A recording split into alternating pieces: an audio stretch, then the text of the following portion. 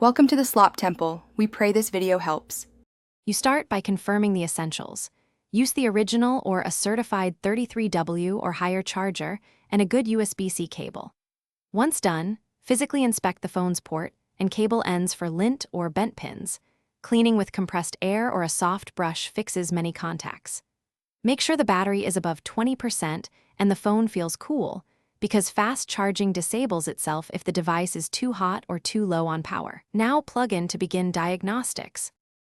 Now you move into software. Open settings and check battery options for any fast charge toggle and enable it.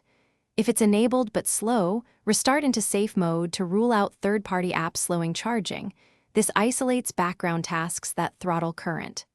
Next, update MIUI and any system apps, because firmware bugs often affect charging. Finally, clear cache for battery and charger services in recovery or app settings, so stale data doesn't block fast charge. Finish by swapping chargers and cables. If a different certified charger delivers fast charge, you found the culprit. If not, back up your data and perform a factory reset as a last software attempt, because corrupted settings can block negotiation. If a reset fails or the phone physically heats oddly, the charging IC or port may be faulty.